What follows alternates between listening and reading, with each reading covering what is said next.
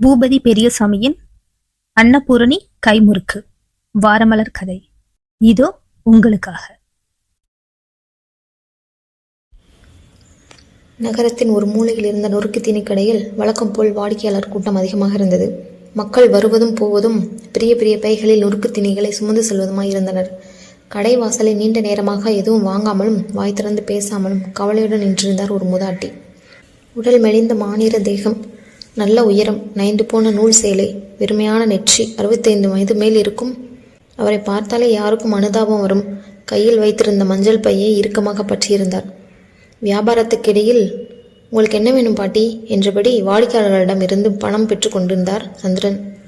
மூதாட்டி கூறியது புரியாமல், ஏம்மா என்ன வேணும் உங்களுக்கு? எது கேட்டாலும் வாயை திறக்கவே மாட்டேறீங்க, சொல்ல வருவதும் புரியல, இந்த பக்கம் கொஞ்சம் தள்ளி நில்லுங்க என்று அதட்டலாக சொன்னார்.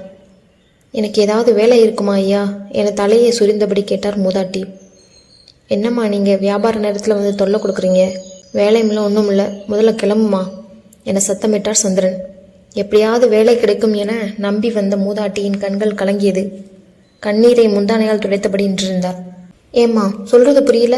வியாபாரம் செய்கிற இடத்துல அழுது வடிஞ்சிட்டு கிளம்புமா என பாட்டியை விரட்டுவதில் குறிக்கோளாக இருந்தார் சந்திரன். முதலாளி போட்ட சத்தம் காதில் கேட்டு கடலை மாவு கலந்து பிசைந்து கொண்டிருந்த கற்பகம் நிமிர்ந்து பார்த்தாள். உடனே முதலாளி சந்திரனிடம் ஏதோ கேட்க வருவது போல நைஸாக எழுந்து வந்தாள். அவள் வரவும் மூதாட்டி அங்கிருந்து நகரவும் சரியாக இருந்தது. என்ன சார், யாரோ ஒரு பாட்டி ஏதோ கேட்டுக்கிட்டே அழுதுகிட்டே போகிறாங்க என்றார் கற்பகம். வேலை ஏதாவது வேணுமா? வயசான இந்த கிழவியை வேலைக்கு வச்சுட்டு யார் அவஸ்தைப்படுறது? உட்கார்ந்து எழுந்திருக்கவே முடியாத வயசு, இதில் இவங்களுக்கு என்ன வேலை கொடுக்குறது? அது சரி, உனக்கு என்ன வேணும்? 7 கிலோ கடலை மாவுக்கு உப்பு கொஞ்சம் அதிகமாக போட்டுட்டேன், அரிசி மாவு கொஞ்சம் சேர்த்து சரி கட்டி பார்க்கவா? வேலைக்கு சேர்ந்து 8 மாதமாவது, இன்னும் எது எதுக்கு என்ன அளவுன்னு தெரியாமல் இருக்கிற. அரிசி பருப்பு விற்கிற விலையில் உங்களையெல்லாம் வச்சுக்கிட்டு நான் என்ன செய்கிறது? போப்போ, நீ சொன்னது போலவே கலந்து போடு என்று சலிப்புடன் சொன்னார் சந்திரன். பாட்டியை பார்க்க வேண்டும் என்ற ஆவலில் வந்த கற்பகத்துக்கு முதலாளி கொடுத்த பாட்டு தான் மிஞ்சியது. இரவு மணி 7. வேலையாட்கள் வீட்டிற்கு புறப்பட தயாராகும் நேரம். அனைவரும் வரிசையில் நிற்க கைப்பையை சோதித்து முடித்தாள் முதலாளியின் மனைவி. யார் மீதும் எதிலும் கரிசனமோ நம்பிக்கையோ நெருக்கமோ காட்டாத முதலாளி குடும்பம் அது. 10 பேர் செய்ய வேண்டிய வேலைகளை 5 பேரை மட்டுமே வைத்து சமாளித்து அடிமாட்டு சம்பளம் கொடுத்து வருபவர் சந்திரன்.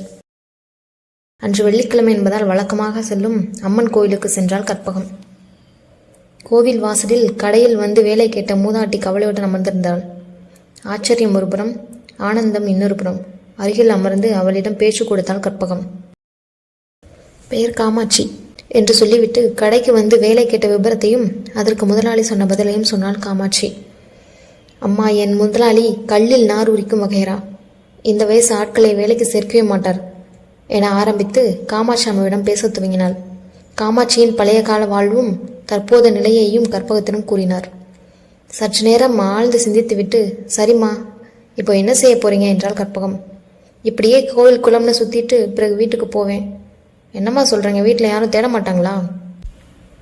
மெல்லிய சிரிப்புடன், நான் 1 வாரம் வீட்டுக்கு போகலைனாலும் யாரும் தேட மாட்டாங்க. கோவிலாக 1 மாதம் கூட சுற்றுவேன். எங்கே இருக்கேன்னு கேட்கக்கூட நாதி இல்லை. என்னை ஒரு பாரமாக நினைக்கிறவங்க எப்படி தேடுவாங்க சொல்லு? உடம்புல உயிர் இருக்கிற வரைக்கும் ஏதாவது வேலை செய்து உழைத்து சம்பாதித்து சாப்பிடணும்னு வைராக்கியமாக வாழ்கிறேன். எனக்கு கடவுள் அதுக்கு ஒரு வழிகாட்டினா போதும் என்றார் காமாட்சி. அப்போ என்னோடவே வந்துருங்களேம்மா என அழைத்தாள் கற்பகம். உனக்கு ஏமா வீண் சிரமம்? உன் வீட்டில் தொந்தரவாக நினைக்க போகிறாங்க. அதெல்லாம் ஒன்றும் நினைக்க மாட்டாங்கம்மா. என் கணவரும் பிள்ளைகளும் என் பேச்சை ஒருபோதும் தட்ட மாட்டாங்க. என் மீது அவ்வளவு அன்பு, நம்பிக்கை. சிறிது நேரம் யோசித்த பாட்டி, சரிம்மா வரேன் என்றார். பாட்டியின் இந்த பதிலுக்காக காத்திருந்தது போல் கற்பகத்தின் முகம் சற்றென மலர்ந்தது. அப்போது கற்பகத்தின் கணவர் தேவாவிடமிருந்து மொபைலில் அழைப்பு வந்தது. வழக்கமாக வீட்டுக்கு செல்லும் நேரத்துக்கு வராததால் வந்த அழைப்பு அது. சட்டென பரபரப்பான கற்பகம் பேருந்துக்கு காத்திராமல் ஆட்டோவை ஏற்பாடு செய்து காமாட்சியுடன் வீட்டுக்கு புறப்பட்டாள். வீட்டு வாசலில் ஆட்டோ வந்து நின்றதும் பதறி ஓடி வந்தான் தேவா. வயதான மூதாட்டியுடன் இறங்கியதை பார்த்ததும் ஒன்றும் விளங்கவில்லை. காமாட்சியை கணவருக்கும் பிள்ளைகளுக்கும் அறிமுகம் செய்து வைத்தாள் கற்பகம். அவரது முழு விபரத்தையும் கூறி, கொஞ்ச நாள் நம்ம வீட்டில் தான் பாட்டி இருப்பாங்க என்றாள். தேவாவுக்கு பதட்டம் சற்று குறைந்தது. இரவு உணவு முடித்து அனைவரும் உறங்கப் போயினர். ஏதேதோ சிந்தனையில் கற்பகத்துக்கு அந்த இரவு சரிவர உறக்கம் வரவில்லை. மறுநாள் விடிந்தது.